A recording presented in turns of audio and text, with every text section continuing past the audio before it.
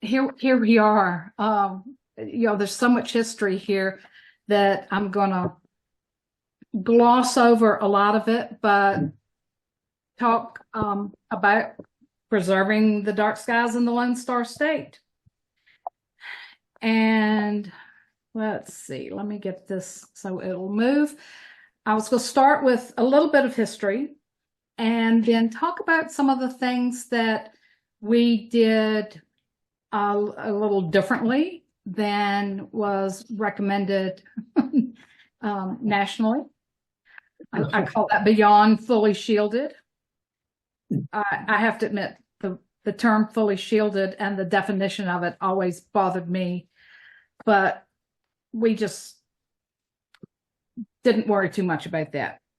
And talk about a couple of the things that we found people would push back on, and then, of course, hit some successes, and then tell you all about DarkSky Texas today. Okay. Before you go any further, I see a bar on the right with 5 people's thumbnails up there. Does anybody else see that? It's not on my screen. So if you're seeing that, if you go to the little top of that thumbnail and hit the smallest bar, that should take care of it for you. Hopefully that will. All right, well, since we only have a half hour, let's move right along here. Wanted to talk about some of the state laws, and I'll back up before the state law that was enacted in 1998 that we feel like was a very important one, because McDonnell Observatory was able before that by state law to have some local county ordinances. And of course, it was built in 1939. The earliest documents that I'm sure Don and I both have seen shows that in about 1976, they were starting to work with Davis County about having an ordinance. And I know that I've been told that the issue was enforcement out there. Again, in 1983, Harlan Smith, who was the lead out there at the time, he was the director, he requested an update to that ordinance. Still, they were pretty much the only counties that could have any outdoor lighting ordinances. In the 70s, 80s, they were concerned mostly with things very close to the observatory, but as much as 40 miles away. And in Texas, that doesn't take you very far. So this law that was enacted in 1998 that some of our International Dark Sky Association advocates worked on, got passed, set it up so that there was a law that most of the outdoor lighting at facilities that received state funds had to be cut off, at least cut off classification. And, you wonder, why cut off? Why not full cut off? That landed right in the lap of the individual who was in charge of TxDOT at the time, and he totally balked at the full cutoff, just would not let it go into effect with the full cutoff, and agreed on cutoff. So, people took what they could get. So at that point, any newer replacement fixtures had to follow that. The minimum illuminance for this to go into effect was 1,800 lumens, which to me, who lives out in the country, that's a lot of light right there. But it was a good start. And the issue is that most state-funded facilities have no clue about this law. Many of us as advocates talk to the school districts, talk to others about this, and they're surprised. Some, will eventually, change as new lights are going in. Some are saying, well, too bad, we've got this other law to deal with. But it has been helpful and gotten us a step along the way. I'll put it that way. They could also, in the law, it said that they could basically ignore it for things like, special things like sporting events, illumination of monuments, historic structures, or flags. So there were some big holes in it, but it was a start. At that point, certain counties near our two observatories or military bases were allowed to regulate outdoor lighting. That didn't mean they did. At that point, most of those counties, even around McDonald, did not have ordinances until years later when they changed the word from they were allowed to have ordinances to they must have ordinances that would protect the observatory. So that was a huge change later. But almost every other county in the state is not, to this day, is not allowed to regulate outdoor lighting. And that's an issue that we have fought many times. To tell you the truth, I'm to the point that I'm thinking, okay, I don't want to worry about county by county getting ordinances passed anyway. Let's work on a state level law for light trespass. So that's one of the things we're looking at this year, but that jumps into the future. What happened then and what's happening now is that most of our growth has been out in these unincorporated areas. So many of the cities could have outdoor lighting ordinances until a few years ago.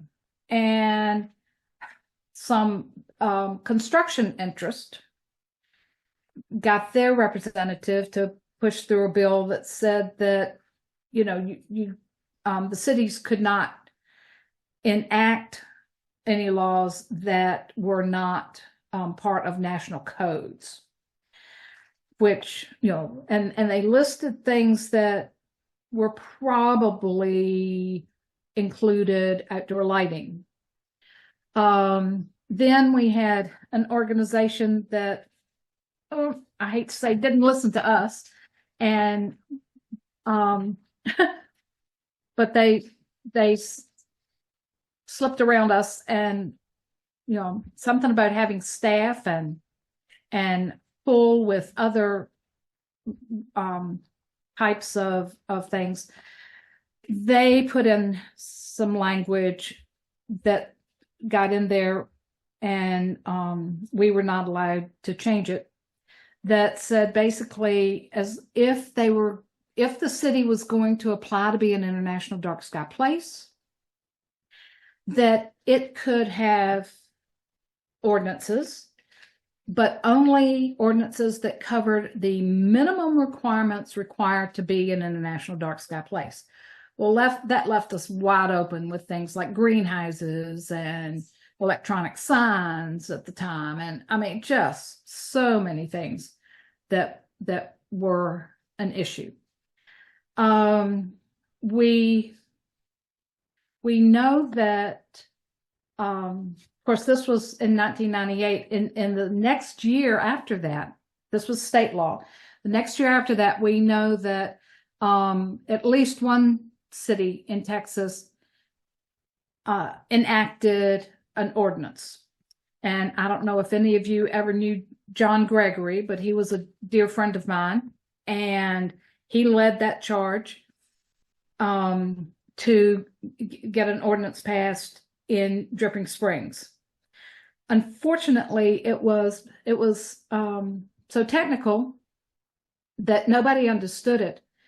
But I spent some time with him and understood what he was getting at.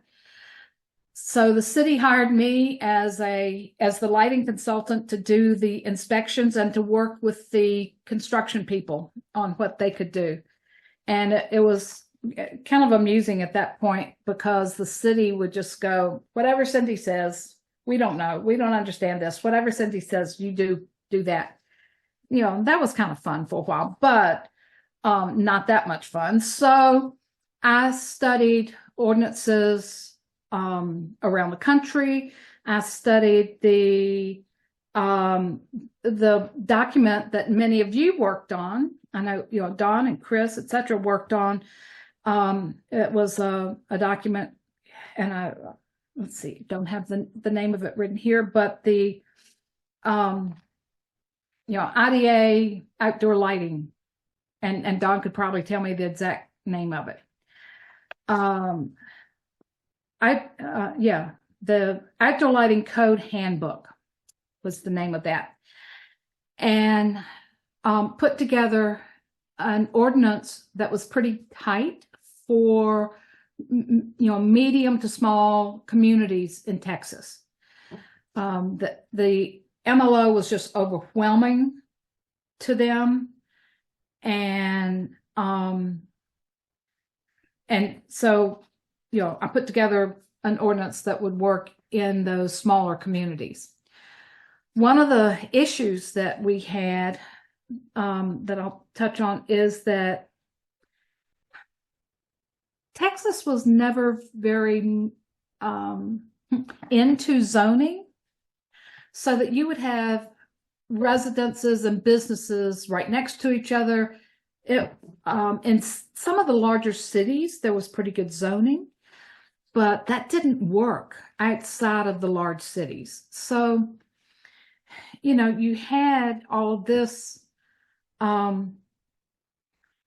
mixture, and trying to enact the zoning that had been suggested in that Outdoor Lighting Code Handbook and in the MLO was just not feasible.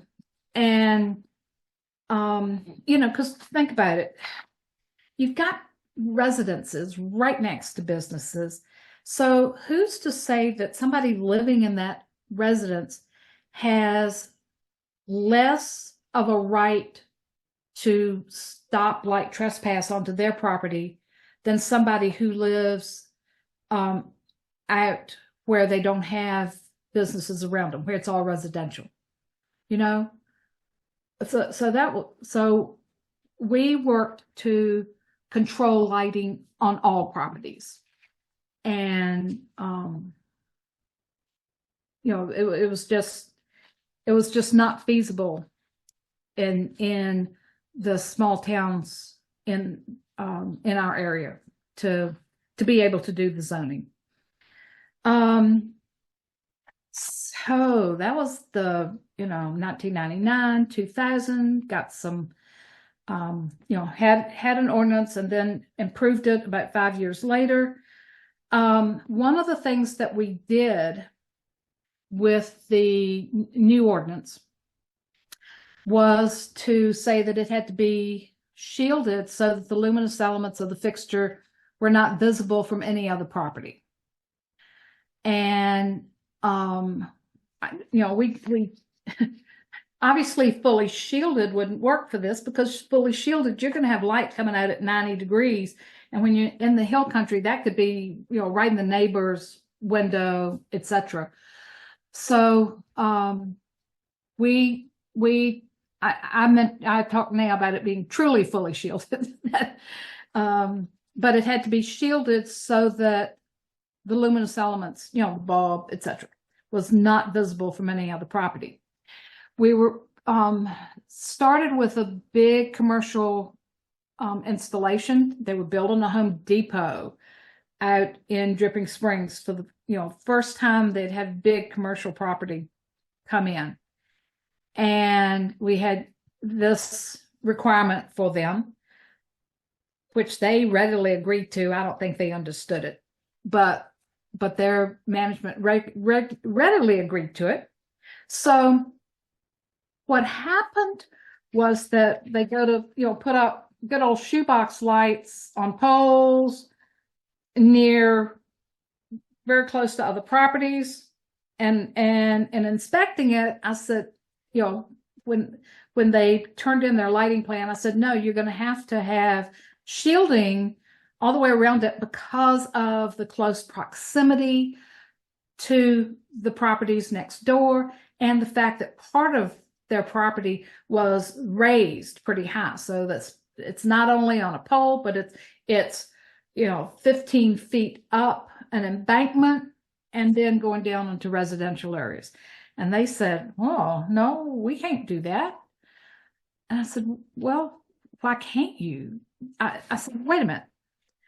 You've got an option to add a vandal shield, right? They said, yeah. I said, why can't you hook it onto the place that you would have put a vandal shield? Well, within, I don't remember, 24, 48 hours, they had sent me this engineering drawing with, how they'd put it on there and what it would look like. I approved it. There's the light that is still standing to this day and that you can order with a dash HD for Home Depot, because it was originally done for the Home Depot in Dripping Springs. And we now have that on many types of lights. Here's a sample of an LED, and we do a calculation. This one didn't need very much of a shield because of the topography around the installation. But we have quite a few lights with full 360-degree shields, and the populace loves them. When we first put them up, people started stopping at City Hall, and I'd get calls from City Hall saying, we had, more people came in today and told us they love that light. They love that light. So there we were. We started them doing this. They now, the company, Lithonia, that these were with, offer on many of their lights, and you may have seen it on spec sheets, where you can get 360-degree shielding from it. So some other areas that we covered with our ordinances, obviously we talked about indoor lights where the light source was visible from outside. That was defined as an outdoor light, and it had to be shielded. It was subject to the ordinance. We had some pretty interesting things going on with sports lighting. First, the high school who was putting up a new ball field said that no, that UIL, which I don't know if y'all have that in Arizona, University Interscholastic League, that UIL said that they had to have these specifications in order to play sports and in order to run tournaments on their fields. And, that was their argument. So I dug a little bit deeper and found out that UIL didn't care what they did, that UIL people had been so inundated with, coaches and principals, et cetera, calling them and saying, what do we do? What about our sports lighting? What do we, are there rules? What's supposed to go up? That they finally got Musco at the time to write a paper on here's how to do sports lighting. And of course, it was years old at that point and did not have Musco's newest technology, etc. So there was a little bit of a fluff up when I caught them lying about it, being a requirement. But that's a long story. Other things that we've written into the ordinance is information on greenhouse lighting and how the greenhouses will need to put up this shielding that they can put as like a cover on the inside to keep the lighting in. It actually saves them money because they don't have to produce so much light because it's reflected back down into the house. I know at one point, we were having trouble finding any regulations about flag lighting other than illuminating from the top. So we did our own testing, where we had basically put a flag up at 20 feet and looked at the smallest amount of light that you could have going up to it, where you could still identify it as the United States flag, which is the actual regulation from Congress about that. So I know that we have and John will tell you, yes, that is not a scientific study that we did, but it we didn't have a scientific study, so we did our own. And with a couple of people looking at it, chose the amount of lumens that you could have going up visually. We had good ordinances about the illuminated signage so that was not glowing at night. Well, let's see some other things that we did about that time. This was, because these ordinances were done in 2000 and then updated in about 2006. In about 2012, a couple of us went to talk with the board of Texas State Parks, got them to buy into us training their staff and people and friends of their parks programs, local master naturalists and or local astronomy groups, taught them how to do the inventories and lighting assessments that would need to be done. That's that big bulk of, a piece one that you have to do for the parks to apply as an international dark sky park. So we traveled all over the state teaching people how to do this, and then wrote most of one of the first two applications for parks to be international dark sky parks in Texas. And they have used that as a template for the other parks, and we'll get to how many places we have in Texas that are dark sky places. So you asked about, or Don asked about, what sort of pushback have we had? Because, we've got a lot of variety around the state. And, we get this quote a lot.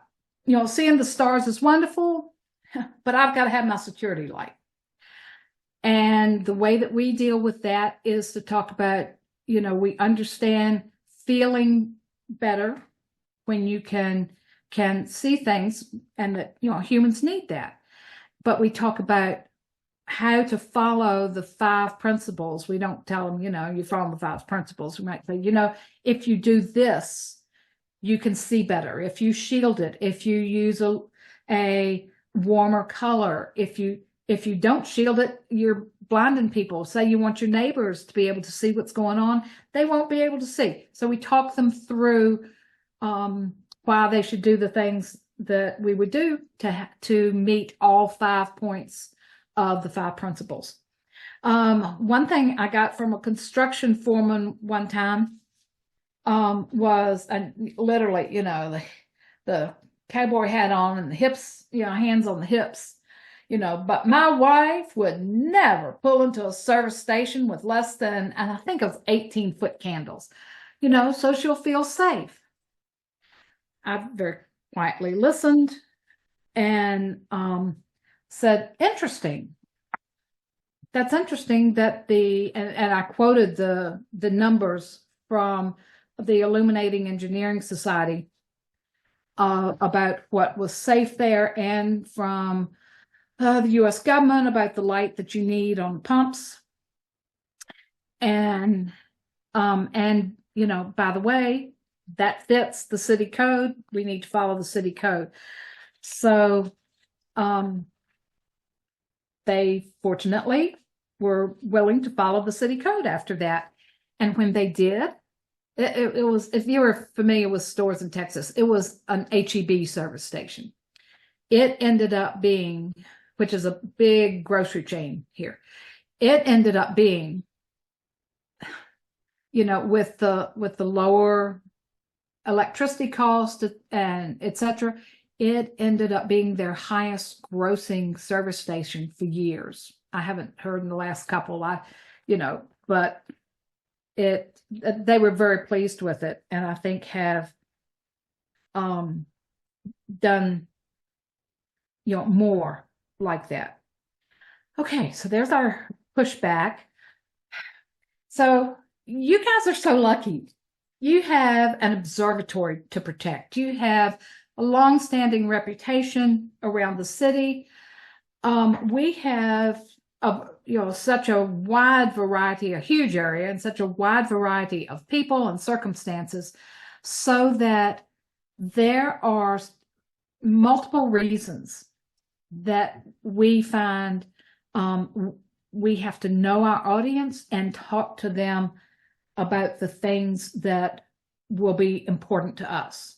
Some of them will go for the night skies. Some of them are really wanting to keep the heritage, of the sky.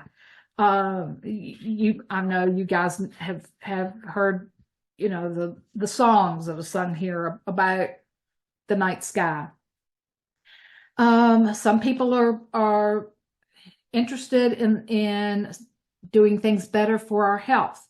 Some will understand that really to be safer, they can follow these principles and, have the lights off when they don't need it, use motion detectors, timers, etc.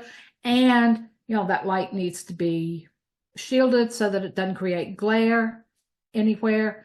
People understand glare. We've got a little demo with multiple light fixtures, and you turn that one on that they can see the bulb, and you'll see them go, whoa, yeah, they'll back off.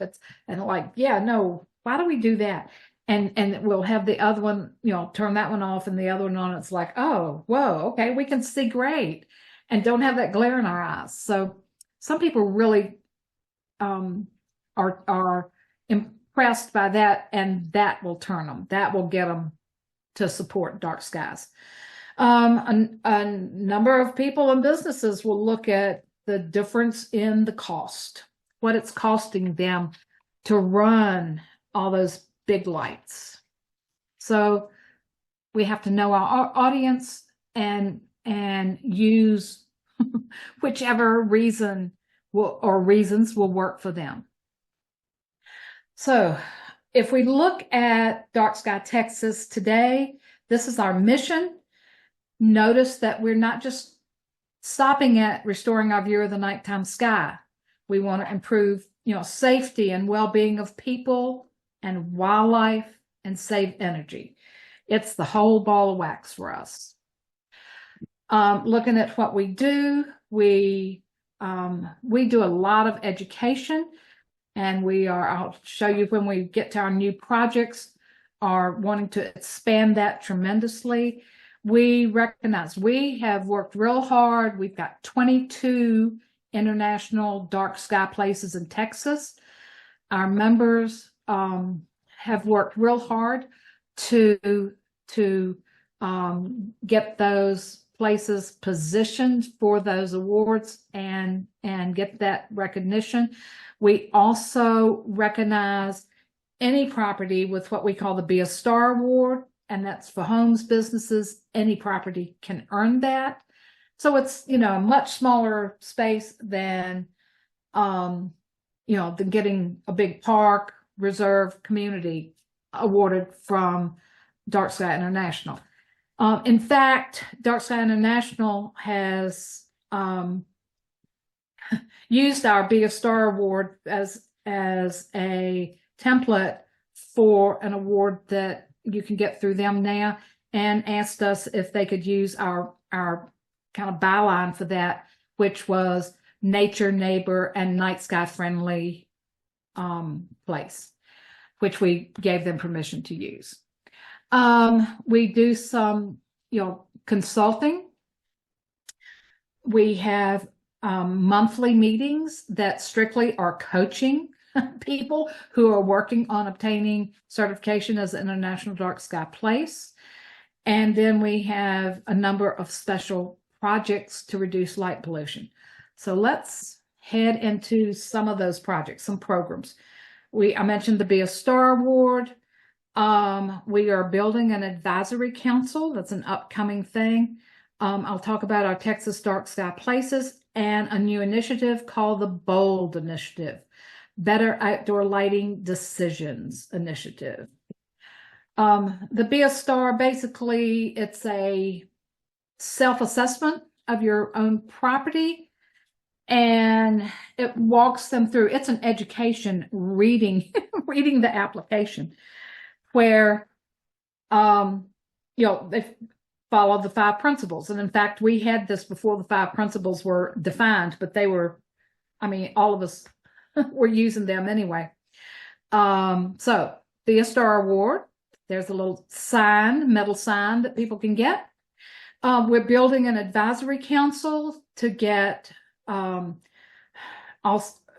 variety of traits on this team. It's an advisory group that is volunteer, that will support us and provide, thought leadership to us, help with, some of them will help with fundraising or other skills that they may have to support the organization.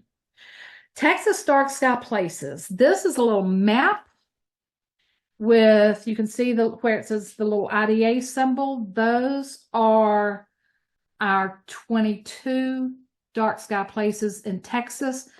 There are a few little places with a telescope, and at the last time we need to update those, because those are indicating some parks and other places that are working to be International Dark Sky Places. We actually have about almost 20 of them right now that are working on it. So we've got 22 designated. There are almost that many that we're coaching, working on it and helping. I'm going to point out there was kind of a glob on that other map. This is the group in Central Texas. When I wrote the nomination package for the city of Dripping Springs, I think a lot of people were surprised, and we ran a program called Better Lights for Better Nights to educate elected officials, municipal employees, and potential advocates about how they could talk about it, teach them about it so that they could answer questions about it and get involved. We wanted them we wanted it to spread, which it did. Then we ran the Texas Night Sky Festivals. Several of them had about 3,000 people each time there. It really invigorated the area, but the thing that really got them was they would go, oh my God, if Dripping Springs can do this, we can. So there they are. Want to tell you a little bit about the BOLD initiative. It's basically a huge educational project where we are putting together a toolkit with information, demos, talks, sample kiosks that people can use your information for it, sample social media, education materials, and then we're going to partner with, and I'm calling them influential entities. The reason that we are going for them first is that we want entities where they have a large interface with the public, because we want to get those entities to change their lighting if they need to be to follow the 5 principles, work with them, and then get the education about it, the whys, the hows, into their internal education so that they are teaching their staff and their volunteers. So it's spreading. They put information on their website, they put information in their ongoing training, etc., so that they know about light pollution and how to prevent it and why lighting is done a certain way. Once they do that, then we want to expand it one more time and have information for all of the public that they serve. So we're pretty excited about this project, and we already have a couple of potential partners that are interested in this. We expect it to spread. Our newest project that was not on that list is an SQM project where we're collecting data to build a dashboard with information on our website, as well as share the information with Globe at Night. We are currently beta testing with 16 locations in 2 counties. And we want to be able to let people select data by specific county or dates, ranges, and look at that data, have information about why it's important, what it tells them on the website, that type of thing. And once we get it really rocking and rolling online, we will open that to all anybody taking SQM data in Texas. And that's for, of course, this picture has a continuous read SQM down in that tube. We're also allowing handheld data to come in. So that's about it. DarkSky Texas, we know that we can do lots of great things together. We are getting ready to kick off. In fact, we've got meetings tomorrow for one of the last reviews and put together of presentation to go out and start a funding campaign. So we'll take donations to support our programs here. And part of those donations will support the programs and will support people to run the programs. So are there any questions? I'll stop sharing my screen. Thank y'all for hanging in there. I hope I didn't go too long. Hi, thank you. This is Barry. I've got some questions about your organization. How many full-time people do you have? Or is it all volunteers? Or are there paid people?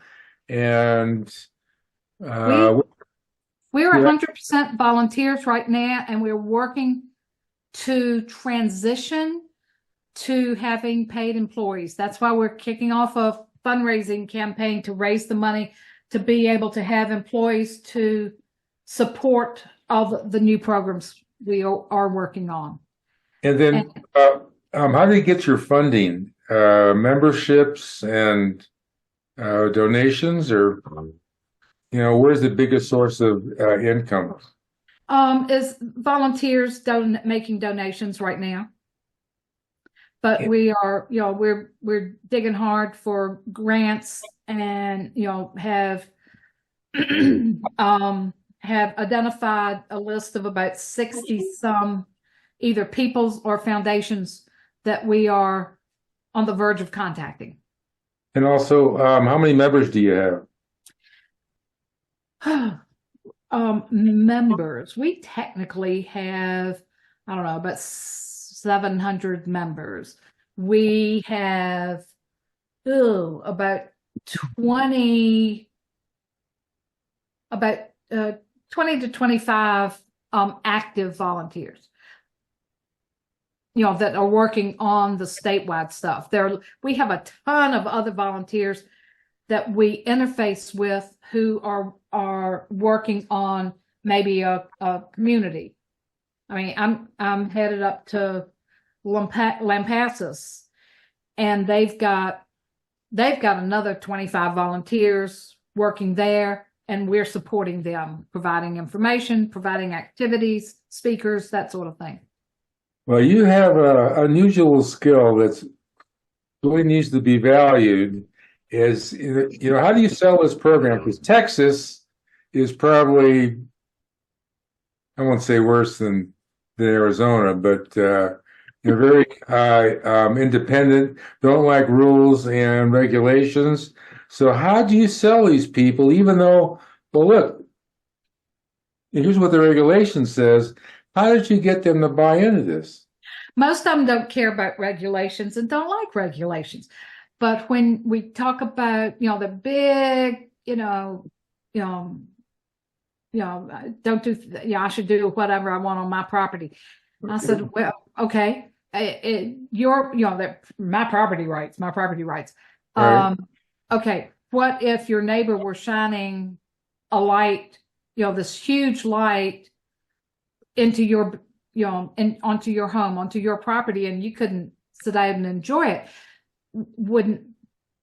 Don't their property rights kind of stop at your property line? And they'd be like, oh yeah, so you have to talk to them where they are. That was kind of my slide of, here are things that some people care about. Yeah, with property rights, let's talk about rights and responsibilities that Yeah. we can do what we want to on ours, but let's shield it so that light stays on our property. If I want to light up my place, which I never would, then I should be able to do it, but stop, at my property line. Well, thank you very much.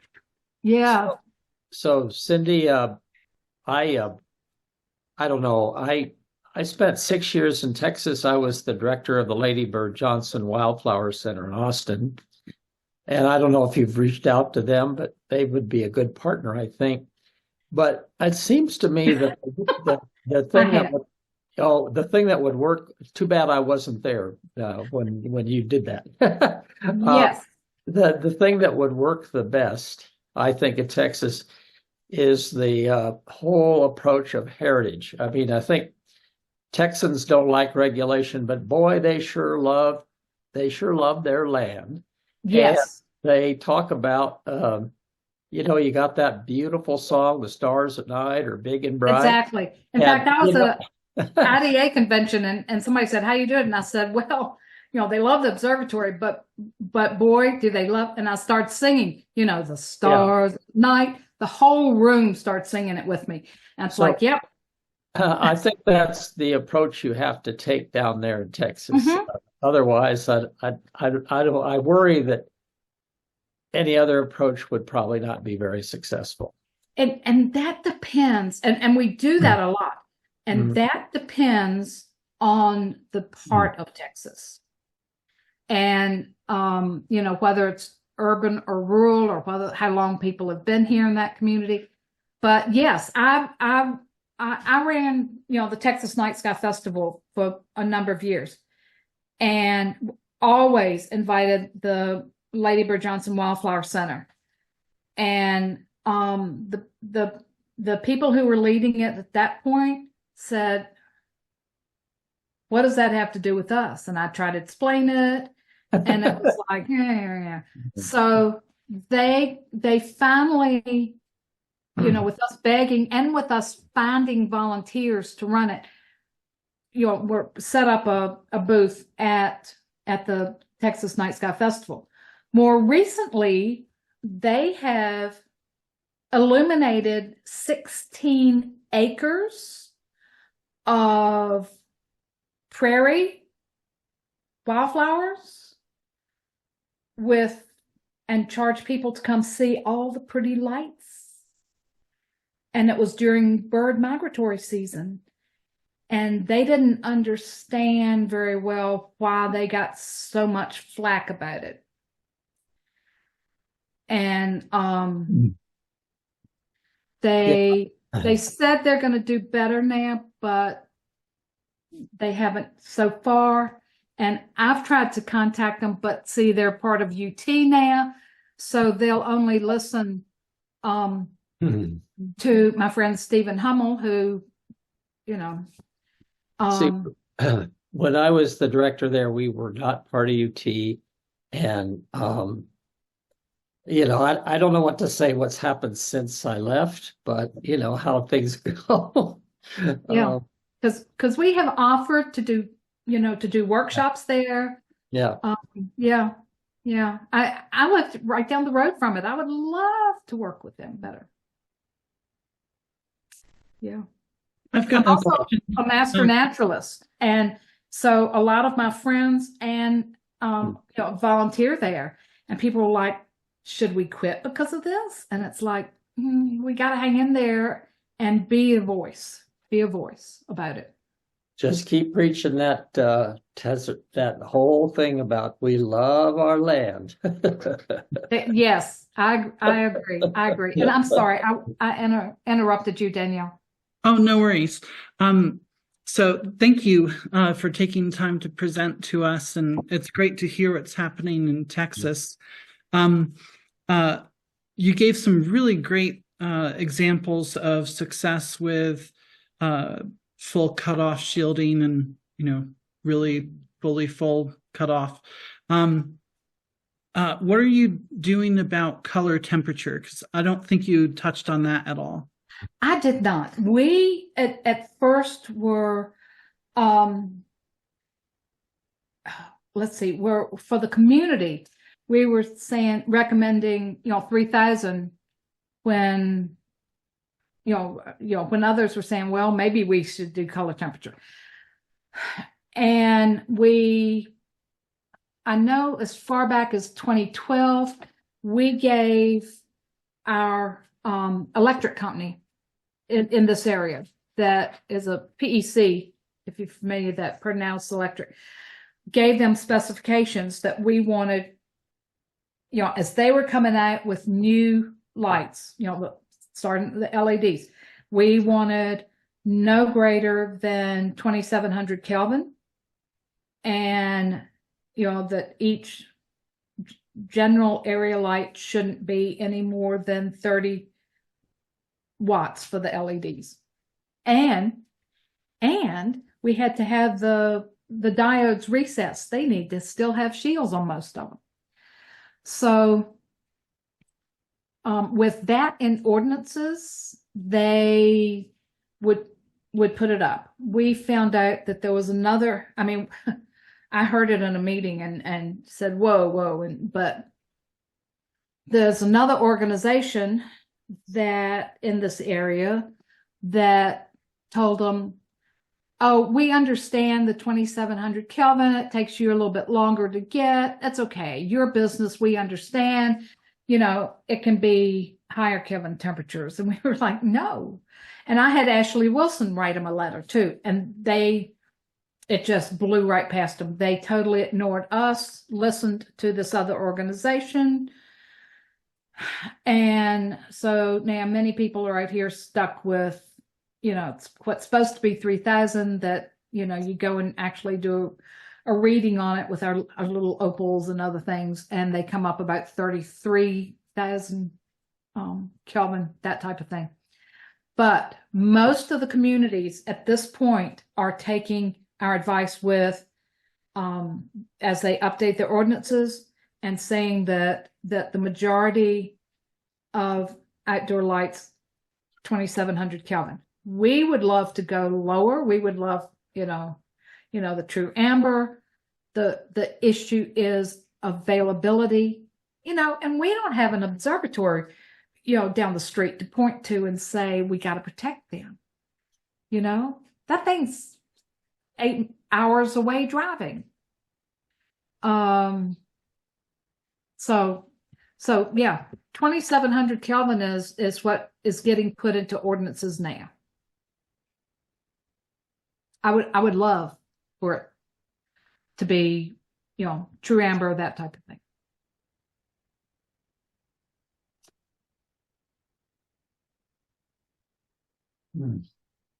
Wow.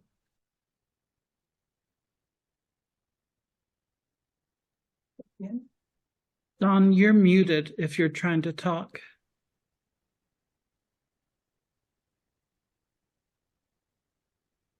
Huh.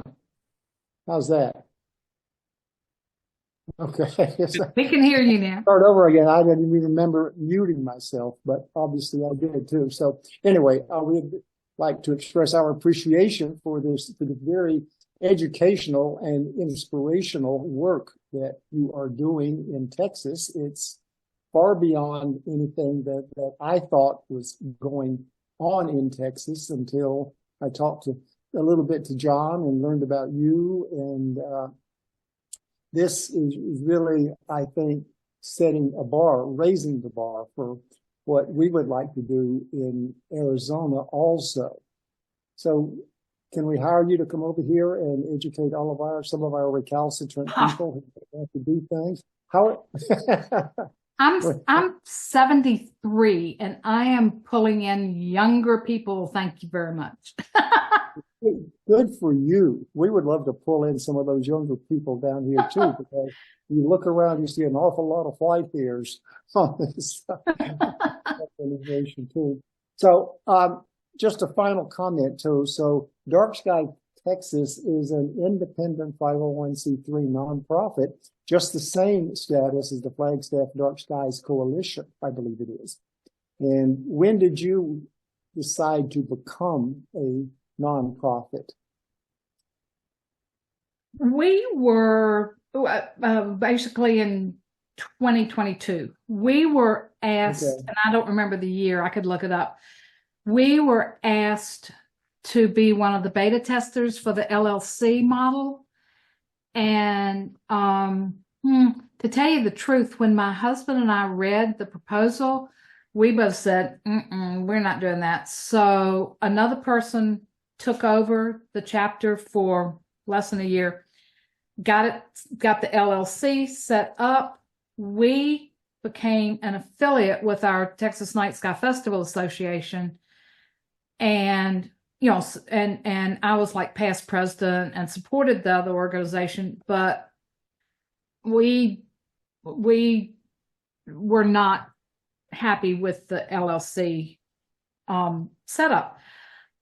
But then the person who had set it up and kind of ghosted the group, and I was asked to take back over, and it was, you know, it's like, okay, you know, we hung in there a while with it, but we had already decided probably 3 months before Tucson came out and said, okay, we've decided to do away with the LLCs. Y'all need to make a decision. So we had decided several months before that to do it, to get rid of the LLC and become a 501c3, because we wanted, you know, we had the board go through a workshop with a facilitator and said, these are the things we want to do. And we knew for those projects, like this bowl project, like having an advisory council, like, you know, building up the awareness of DarkSky Texas in the communities, because we'd been in the background so much, and supporting other groups. So we had already decided we wanted to do that, but we hadn't decided exactly, you know, what it was. We knew we wanted out of the LLC. So when Tucson said, okay, we want you to make a decision, it was like, oh, okay, we've already done that. We're fine to close down the LLC. And it only took us a couple of months to decide, absolutely, we're going for the 501c3, and not only a normal 501c3, you know, like a small group, we were going to go for the one where you are allowed to bring in more than $50,000 a year, because of being able to support the programs we want to do. So in 2022, we got all of that done. We thought we were doing Tucson a favor by getting that done quickly, because they said, we got charges, you know, that we'll have to pay if y'all go through the next year. And it was kind of an accounting mess. So we got on it.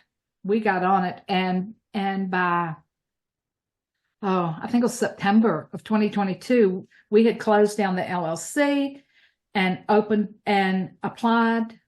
We had formed ourselves as a Texas nonprofit and had applied by the end of November for the IRS designation as a 501c3. So while we were waiting for that designation letter, we got the notice that the name had changed. And we had to do all of that work over. Did that answer your question? That was just not a happy time. Okay, but you're on the other side of the mountain and doing very well. We have just in the last month finished changing our name on everything, because we had a list of about 16 things that had to change, and some of them had to wait for the others to get approved and get that information back from a governmental entity to get all of that done. A bit more challenging than what we went through to get our 501c3 out here too. Yeah. So let me then say thank you very much. We have one last request we'd like to make for you. So we're all driving out to Texas for the eclipse, and we're going to stay with you if you don't mind. Y'all are so funny.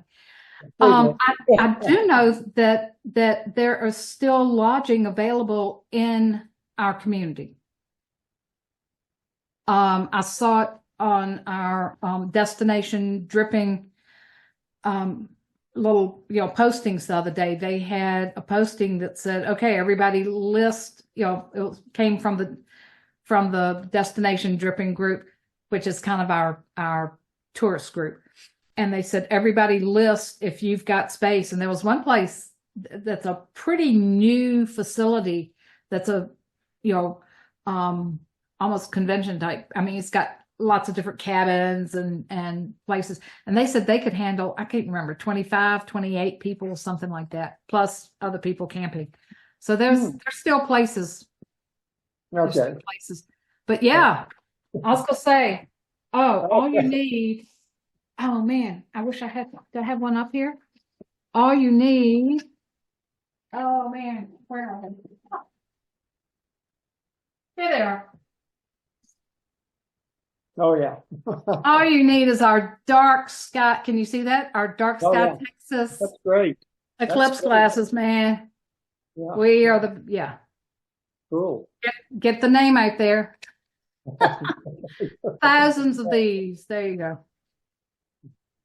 Well, wonderful, very impressive, and we thank you so much for sharing this and giving us the benefit of your experiences in Texas too. You're doing a phenomenal job, I think. Thank you. Thank you. There's always more to do. Y'all take care. Thank you. Bye-bye. Good to see you.